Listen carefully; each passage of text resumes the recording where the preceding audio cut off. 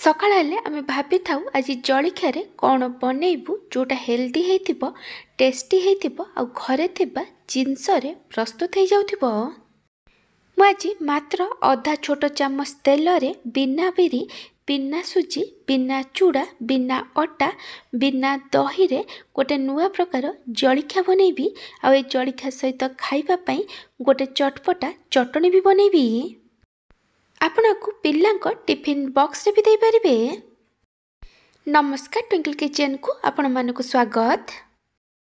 प्रथमे आमे चटनी बनैबा सेति पई मेठी गोटे कप नड़िया कोरा नैची आ ता सहित हाफ कप बादाम नैची।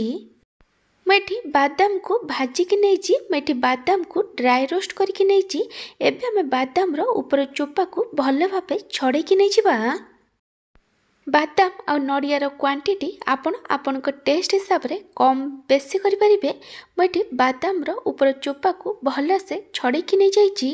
एबे हमें गोटे ग्राइंडर जार नबा आ एथिरे कोरा नड़िया को दे दबा। तापरे हमें एथिरे बादाम को दे दबा।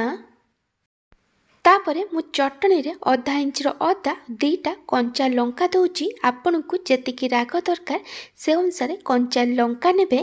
तापरे मैं एथिरे गोटे कप दही देइची। दही जगार रे आपन को चटनी जेतिकी खटा दरकार से अनुसार तेंतुली रस नै परिबे। तापरे मैं एथिरे स्वाद अनुसार लूण पकईची आ गोटे छोट चामच चीनी दउची। चटनी रो टेस्ट को बैलेंस करबा पई मैं एथिरे गोटे छोट चामच चीनी देइची। ये एठी ऑप्शनल अछि। तापरे आमे एथिरे अल्प किछि पानी दे दबा आ आकु कवर करी चटनी को भल से बाटी के नैचिबा। मेठी चटनी को भल से बाटिकी नहीं जाइए। एबे आमे गोटे बाउल ले काढ़ी दबा। जदि आपन को चटनी एठी बहलिया लागुथिबो ताहले आपन हिसाब रे एथिरे पानी मिक्स करि परिबे। एबे आमे चटनी रे दबा पई गोटे छुंक बनैबा। सेथि पई मेठी कड़ाई रे किछि तेल देई गरम होबाक रखिथिली। तेल भल भाबे गरम हे गला परे मेथिरे गोटे छोट चामच सोरिष देइची। तापरे मैं एथिरे गोटे छोट चामच बुट डाली गोटे छोट चामच चोपा छड़ा बिरी डाली आ दीटा सुखिला लंका देइची। तापरे मैं एथिरे किछि भृसंग पत्र पकाउची। एबे आमे सबको भल भाबे मिक्स करी बुट डाली आ बिरी डाली टिके लाइट गोल्डन ब्राउन कलर हबा पर्यंत भाजीबा। एटी सोरिष सुखिला लंका भृसंग पत्र बुट डाली आ बिरी डाली भल से भाजी जाइए। एबे आमे गैस बंद करी दबा आ ए छुंक को चटनी ऊपर दे दबा। एबे आमे सबको भल से मिक्स करी दबा। चटनी एठी रेडी हे जाइए। मु आपन को गोटे छोट रिक्वेस्ट करुची जदि आपन को एही रेसिपी भल लागिबो ताले को लाइक करिवे। आपन को सांग मानक सहित शेयर करिवे। जदि एपर्यंत मो चैनल को सब्सक्राइब करि नांती ताले सब्सक्राइब करबा को जमार भूलिबेनी। पाखर बेल आइकन ने ऑल नोटिफिकेशन ने क्लिक करिवे। एहा द्वारा मो जो वीडियो आसीबो आपन प्रथमे देखि परिबे। जदि फेसबुक ए देखुचंती ताले फॉलो करबा को जमार भूलिबेनी।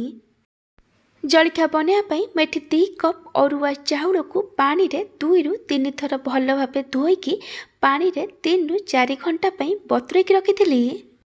चाउलर क्वांटिटी आपन हिसाब रे कम बेसी करि परिबे। एबे आमे चाउल को आउ थरे भल भाबे धोई दबा। तापरे आमे गोटे एमती ग्राइंडर जार नबा आ चाउल को पानी रु भल भाबे छाणीकी ग्राइंडर जार रे दे दबा। तापरे आमे एथिरे अल्प किछि पानी देई चाउल को पूरा चिकन करी बाटिकी नै जिबा।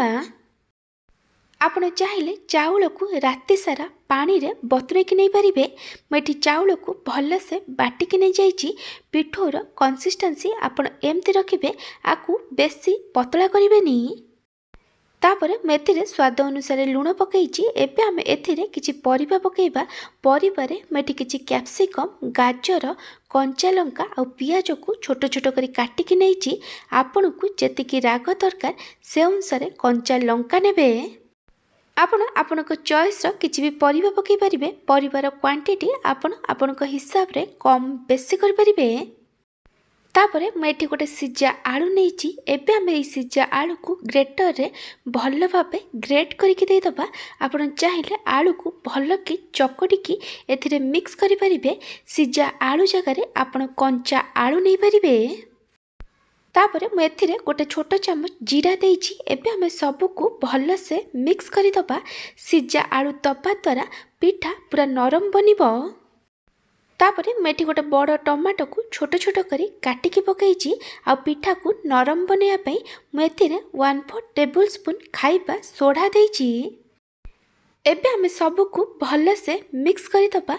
पिठौर कंसिस्टेंसी आपन एमती रखिबे, आकु बेसी पतला बनैबेनी। जलखिया बनैया पई मैं गोटे पैन को गरम होबाक रखिछि। पैन जगार आपण तावा नहीं पारिबे। पैन भल भाव गरम हो गला परे मैं अधा छोट चामच तेल देइछि। तेल को आमे भल से स्प्रेड करिदबा। तेल भल भाव गरम हो गला परे आमे जो बैटर बनैथिले से बैटर रु गोटे रु 1.5 चामच बैटर देदबा।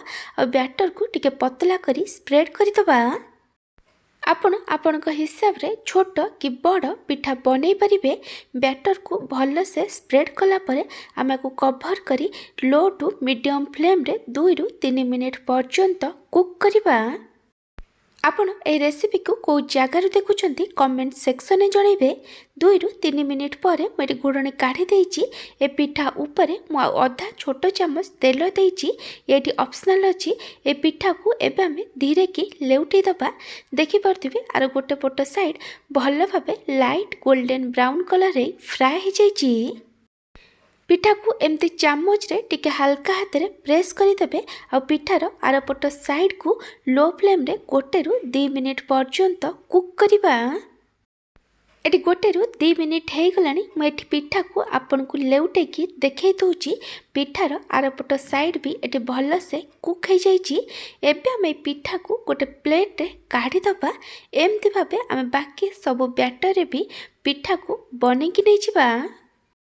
मु आपन को आउ गोटे पिठा बनै की देखै दउची। पैन एठी गरम थिला। मेथिरे गोटे रु 2 चामच बैटर दे भल से स्प्रेड कर देइची। एबे हमें कवर करी आकु 2 रु 3 मिनिट पर्यंत कुक करिबा। 2 रु 3 मिनिट पर हमें को धीरे की लेउटै दबा। आ आरपट साइड को लो फ्लेम रे गोटे रु 2 मिनिट पर्यंत कुक करिबा। एठी गोटे रु 2 मिनिट हे गलानी। ए पिठा भी एठी रेडी हे जाइची। एमती भावे आमे बाकी सब पिठा को भी बनै दबा। जदि आपन को ए पिठा और चटनी रेसिपी भल लगी ताले को लाइक करिवे। आपन को सांग मानक सहित शेयर करिवे। जदि एपर्यंत मो चैनल को सब्सक्राइब करि नाहंती ताले सब्सक्राइब करबा को जमर भूलिबेनी। पाखर बेल आइकन ने ऑल नोटिफिकेशन ने क्लिक करिवे। एहा द्वारा मो जो वीडियो आसीबो आपन प्रथमे देखि परिबे। जदि फेसबुक देखुचंती ताले फॉलो करबा को जमर भूलिबेनी। Thank you for watching.